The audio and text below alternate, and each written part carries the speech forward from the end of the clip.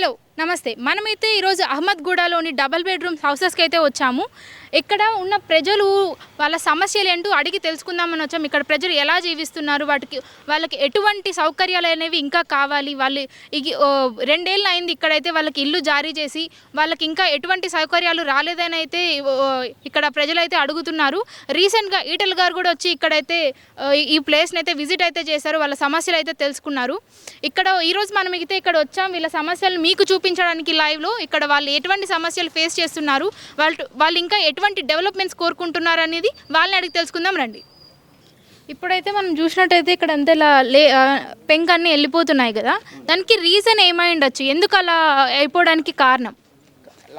ఈ 5 years back contractor సంబంధించిన దీనికి మొత్తం ఏంటంటే ఈయన మొత్తం బిల్డింగ్ చూసుకోవాలి. ఏదైతే నిధులు కేటాయించలేదో గత ప్రభుత్వం నిధులు కేటాయించకపోవడం మూలంగా ఆయన సరిగ్గా దీన్ని పర్యవేక్షణ చేయలేదు. దీన్ని మొత్తం ఫ్లోరింగ్ కట్టేసి క్లూరింగ్ చేయకపోవడం మూలంగా, దీంట్లో క్లూరింగే కాదు, దీంట్లో కట్టేటప్పుడు కూడా ఏంటంటే మొత్తం ఇంజనీరింగ్ సిబ్బంది మొత్తం కూడా పర్యవేక్షణ చేసి ఉంటే కనుక ఎంత ఇసుక వేయాలి, ఎంత సిమెంట్ వేయాలి, దేంతో కడుతున్నారు, దీన్ని కట్టిన తర్వాత క్లూరింగ్ చేస్తున్నారు లేదా చూసుకోవాలి. ఇవన్నీ చేయకపోవడం మూలంగా ఈ పరిస్థితి వచ్చింది. ఈరోజు ఈ 9th floorలో అందరూ కూడా 9th floor కాదు, ఎక్కువ వర్షం పడితే కనుక మొత్తం 4-5 floorలకి ఈ నీళ్ళు వెళ్ళిపోతాయి, వాటర్ లీక్ అయిపోతాయి. కాదు ఇలా ఉంటే రిస్క్ కదండి, అంటే బిల్డింగ్ అదేనండి మీద అంతా. మాకు ఇప్పుడు ఇంకా వర్షాకాలం లేదు కాబట్టి మేము కొద్దిగా, కానీ ఇప్పుడు అది కాకుండా మమ్మల్ని ఇంకా భయప్రాంతకు గురి చేస్తున్నారు. మీరు ఇమ్మీడియట్గా వచ్చి ఆక్యుపై చేసుకోకపోతే కనుక మేము ఇందిరమ్మ ఇల్లు దరఖాస్తు చేసుకున్న చాలామంది ఉన్నారు, వాళ్ళకి ఇచ్చేస్తాం అని చెప్పి ఇంకా అంటే ఇలాంటి ఫెసిలిటీస్ లేని ఇళ్ళలోకి ఎట్లా వచ్చి ఉండాలి మేము, అంటే మేము ఎన్ని త్యాగాలు ఎన్ని ఆందోళన చెందాలి.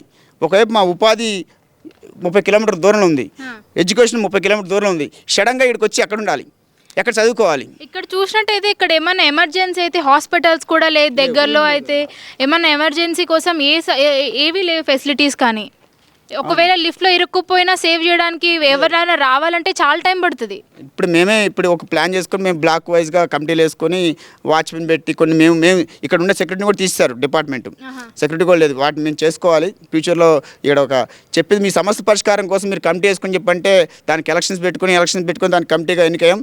దానికి నేను ప్రస్తుతానికి ఈ కాలనీకి మొత్తానికి ప్రెసిడెంట్గా ఉన్నానండి. ఈ phase 1 కమిటీకి వేసుకొని మేము ఎలక్షన్ పెట్టుకున్నాక మా సమస్య పరిష్కరించమని చెప్పి మేము సంబంధించిన అధికారులు అందరినీ అడిగాం. బాబు మా సమస్యలు ఇవన్నీ ఉన్నాయి, వాటర్ సమస్యలు ఉన్నాయి, కరెంట్ సమస్యలు ఉన్నాయి, లిఫ్ట్ సమస్యలు ఉన్నాయి, డ్రైన్ సమస్యలు ఉన్నాయి, ఫ్లోరింగ్ సమస్యలు ఉన్నాయి, మరి ఈ స్ట్రీట్ లైట్ సమస్యలు ఉన్నాయి, ఇవన్నీ ఎట్లా పరిష్కరిస్తామని చెప్పంటే మా దగ్గర బడ్జెట్ లేవు, మీరే స్వయం పరిపాలన చేసుకునే విధంగా చేసుకోవాలని చెప్పి అధికారులు చెప్తున్నారు. ఇంతకుముందు ఎవరినన్నా కలిసారా అండి ఈ సమస్యల మీద?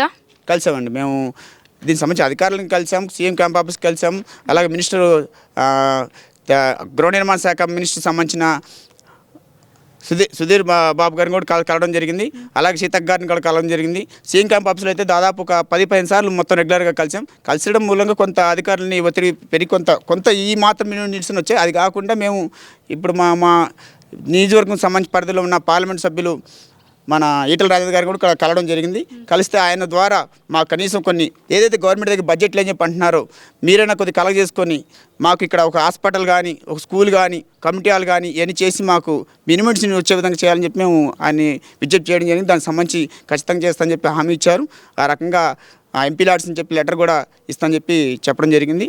మేము ఆయన ఈ మధ్యకాలంలో కలిసి అందుకే మేము సంక్రాంతి పండుగ సందర్భంగా వచ్చి చేయడం జరిగింది. మనకు అది కాదండి, ఇప్పుడు ఒకవేళ గవర్నమెంట్ అనుకుంటే ఇవన్నీ అదే ఎలక్ట్రిసిటీ కానీ, డ్రైనేజ్ ప్రాబ్లమ్స్ కానీ, వాటర్ ప్రాబ్లమ్స్ అని తీయడానికి ఎంతసేపు పడుతుంది? వాళ్ళు ఒకవేళ నీట్గా కాన్సన్ట్రేట్ చేస్తే ఈ ఇష్యూ మీద ఎంతసేపు పట్టచ్చు?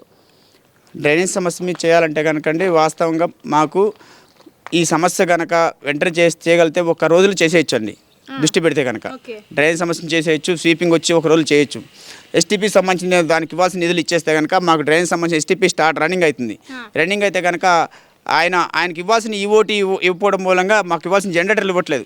అంటే జనరేటర్లు వస్తే కనుక అనుకోకుండా జరిగే సిచ్యువేషన్లో ఆటోమేటిక్ లిఫ్ట్ ఓపెన్ అవుతుంది. ఇవన్నీ చేయకపోవడం మూలంగా మాకు లిఫ్ట్కు రావాల్సిన జనరేటర్ రావట్లేదు, ఎస్టీపీ వర్క్ కావట్లేదు. ఇవన్నీ కూడా జీహెచ్ఎంసీ నుంచి కావాలండి, అవి రిలీజ్ చేయాలి. అది రాష్ట్ర ప్రభుత్వం శ్రద్ధ పెట్టాలి, అలాగే జీహెచ్ఎంసీ అధికారులు శ్రద్ధ పెట్టి మాకు ఈ వసతులు వచ్చేటట్టు చూడాలి. అంటే కానీ బిల్డింగ్స్ కట్టి 7 years అవుతున్నా ఎందుకు ఇంత లేట్గా దీన్ని డెవలప్ చేస్తున్నారు, ఎందుకు పట్టించుకోవట్లేదు? ఎందుకంటే చెప్పా కానీ గత ప్రభుత్వం నిర్లక్ష్యం జరిగింది. ఇప్పుడు వచ్చిన ప్రభుత్వం ఏమో మొత్తం ఇంద్రమ్మ ఇళ్ళ మీద దృష్టి పెడుతున్నారు తప్ప మా డబుల్ బెడ్రూమ్ సంబంధించిన దాంట్లో లబ్ధిదారు గురించి పట్టించుకోవట్లేదు. ఎందుకంటే జనాలు కూడా దీనికి సంబంధించిన దాంట్లో మాకు ఇప్పుడు భయాందోళనకు గురి చేస్తున్నారు. ఎందుకంటే మీరు కనుక ఇమీడియట్గా కనుక ఆక్యుపై చేసుకోకపోతే కనుక మేము ఎవరైతే ఇంద్రమ్మ ఇళ్ళ కోసం 12 లక్షల మంది దరఖాస్తు చేసుకున్నారు హైదరాబాద్ నగరంలో, 12 లక్షల మంది పెట్టుకున్నారు కాబట్టి మీరు ఆక్యుపై చేసుకోకపోతే కనుక మీ ఈ ఇళ్ళని వాళ్ళకి అప్పగిస్తాం, మీరు ఆక్యుపై చేసుకోవట్లేదని చెప్పి ఇట్లా భయాందోళన చేస్తున్నారు. ఈ తప్పని పరిస్థితులు మేము కూడా ఇట్లా ఫెసిలిటీస్ ఉన్నా లేకపోయినా మా ఇల్లుని ఆక్యుపై చేసుకొని రావాలని అంటే ఫెసిలిటీస్ ఉన్నా లేకపోయినా ఇల్లు పోతుందేమో భయంతో మీరు ఇక్కడికి వచ్చి ఇక్కడ ఉండాల్సి వస్తుంది వితౌట్ ఎనీ సేఫ్టీ. అవునండి, ఇలాంటి పరిస్థితులు ఉన్న దీంట్లో మేము ఇప్పుడు ఇంతకుముందు గతం చెప్పాను, మేము మా పర్సనల్ డబ్బులు వేసుకొని ఈరోజు ప్రతి బ్లాక్ నుంచి కూడా దాదాపు ఇప్పుడు దాకా 1 నుంచి 2 లక్షలు కూడా ఖర్చు పెట్టిన వాళ్ళు ఉన్నారండి. ఇప్పుడు ఈ బ్లాక్లో ఉన్నారు, గ్రిల్స్ లేవు, ఎక్కడ కరెంట్ షాక్ ఇబ్బంది అయితే ఉద్దేశించినట్టు మేమే మాకున్న పరిధిలో ఆలోచన ప్రకారం చేసుకుని గ్రిల్స్ అండి అవన్నీ. మేము మాకు గేట్లు కూడా లేకపోవడం మూలంగా మాకు లిఫ్ట్కున్న ఎర్త్ వైరింగ్ దొంగిలించారు ఇక్కడ. ఎర్త్ వైరింగ్ అంటే కింద అండర్ గ్రౌండ్కి చూడలేం కదా నైట్ పూట, ఎర్త్ వైరింగ్ పోయింది మాకు. ఇటు ఎర్త్ వైరింగ్ పోయిందంటే ఎర్త్ వైరింగ్ పనిచేయదు, లిఫ్ట్కి సంబంధించిన ప్రాబ్లమ్స్ వస్తాయి. ఇటువంటి చాలా ఇబ్బందులు చాలా ఎదుర్కొంటున్నాయి ఇక్కడ. ఇటు చుట్టుపక్కల చాలామంది చిన్న దొంగతనాలు జరుగుతున్నాయి. ఇక తప్పని పరిస్థితుల్లో ఈ పోలీసు వాళ్ళు కూడా లోపలికి రావట్లేదు.